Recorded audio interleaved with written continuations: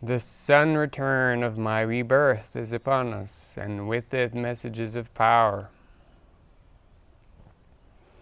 So some of you may know,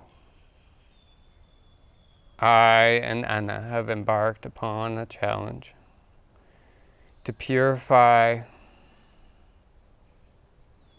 to trust this amazing organic layer which has been our gift, and to let it do what it knows how to do by letting it be and not attacking it with more and more food for a period of 1/9 of a year, which is 40 shars. And this was in big part inspired by someone named Chris Manley, an amazing being who could be said to be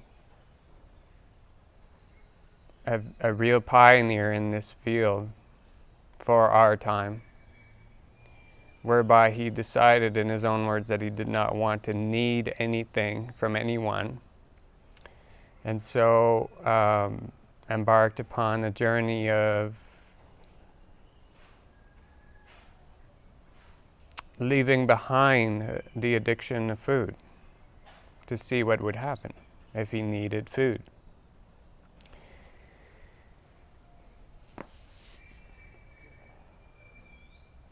And one of the big themes that Chris brings forward still to this day, and I am sure for the rest of his life,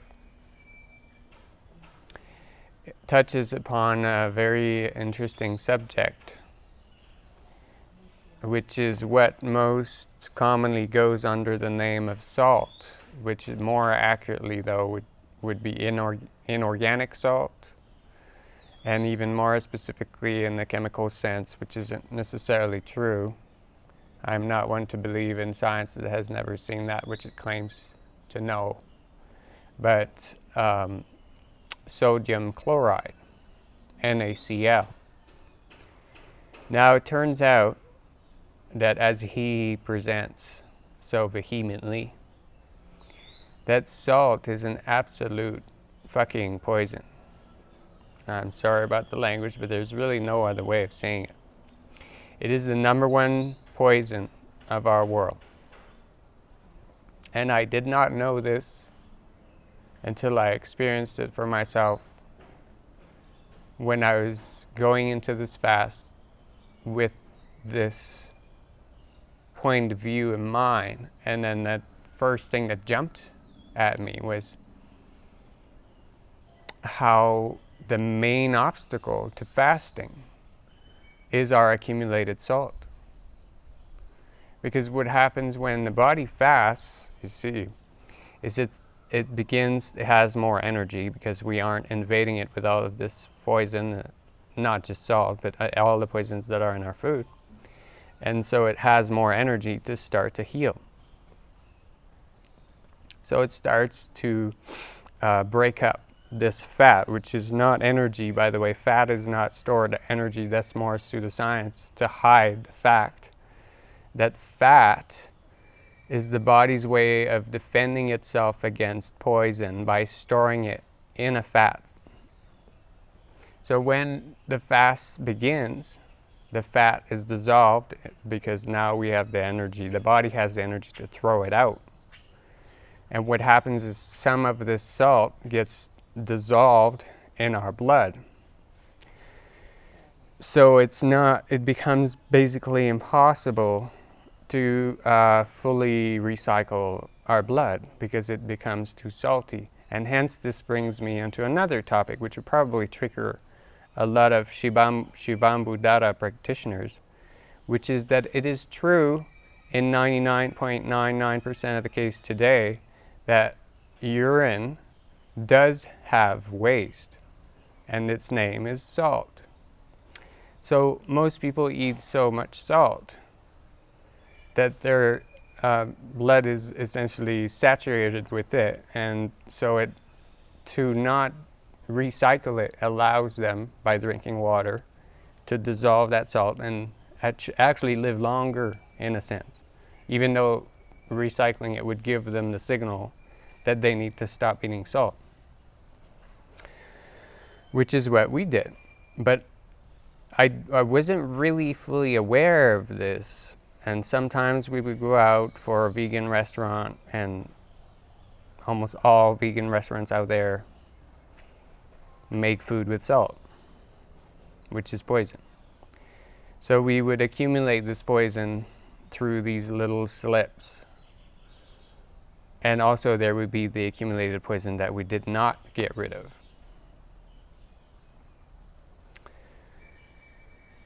So currently I am seriously considering to break up the fast and still do 1/9 of a year straight.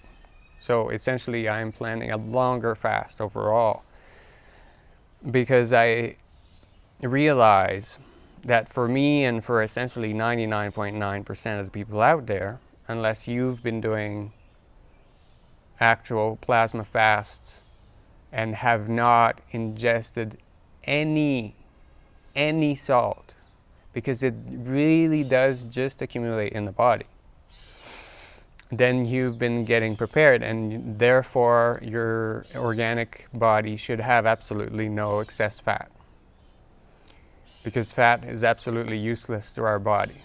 It's just a way of storing toxicity. It is not energy. We harvest energy from the great tyrant, which has bestowed us with awareness. This great tyrant, which takes, in one of its form, takes the form of the sun and the air we breathe and the electromagnetic field in which we are. That's where our energy comes from, not so much from food or fat. But there is an addiction that needs to be broken. It needs to be done in stages, just like somebody who's coming off heroin goes into it with stages. Otherwise, the body goes into shock and dies, or it gets damaged. So, seeing as I want to come out of this 40-day fast, 40 shar fast, looking better, more fit than I did at the beginning, and not skinny. I have absolutely no plan of coming out of this fast skinny. By the way, I will be, if anything, more muscular, more fit than I did at the beginning. But as Chris points out so accurately, there is so much dead tissue and dead bone matter and all of this stuff that needs to come out, and that's what the fast allows, that the body does lose mass because it's throwing out all of its dead parts. So there will be loss of mass, but since I absolutely plan on continuing my workout, which I have been doing for the last 2 days, even though this salt purge is putting a really big cap on my energy levels.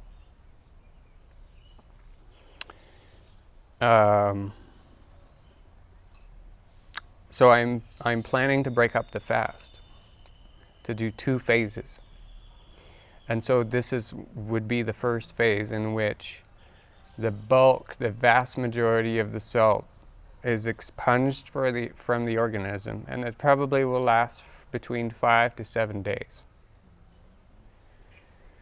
But the bulk of it will be the first 3 days. So I'm already feeling better. The first night was pretty intense because I was trying to loop all of my plasma, and I found that I can't, which brought me to this possible decision to break the fast, to restart the organism, to replenish it full of nutrients for maybe 2 days, maybe 3, I don't know. probably 2. So we would be eating things like mango and coconut water and coconut and sprouts, greens, mostly uncooked, if not all uncooked, all raw. And then restart without all of the salt, which would allow me to loop all of my plasma, all of it, non-stop. And I've even been doing, practicing leaving some pressure in my bladder to let the organism get used to looping the plasma internally, which is what breatharians do. Their body has stabilized to such an extent that they're able to let the recycling happen internally. Which brings me to my theory that we urinate because of salt. So this would tie everything together. Why do we urinate then, if we can recycle internally? Well, in order to expunge the poisons which are water soluble and do not break down, like sodium chloride. So this is day 2 of a possible protocol, which would be, it's funny because we were thinking about 47 shars, and it might turn out to be that in total, where five shars are to expunge the bulk of our sodium chloride, which will come out actually in the diarrhea and in the excretion, which is actual waste. So that if the levels are brought to a tolerable level, the body will still slowly, and sweating, by the way. I have now embraced sweating, and I now understand why people who do cardio are healthier than the average. And it has nothing to do with our heart rate going up for an hour. That's just exhaustion.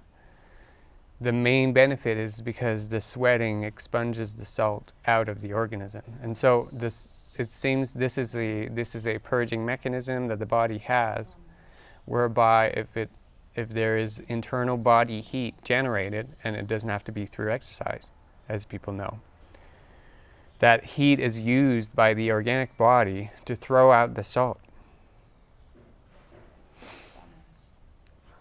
And so this is what we're dealing with. We're dealing with a tyrant that has used music in order to hijack the mind. It has used false religion to hijack the spirit. And it has used salt to hijack the body, the organic body.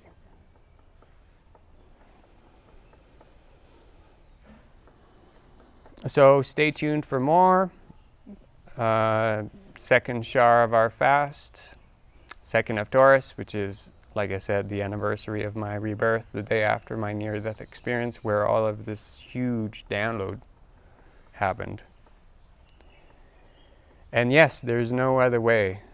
Then this is the way. Because we have been poisoned, we have to depoison. We have to purify. And the purification process brings back memories.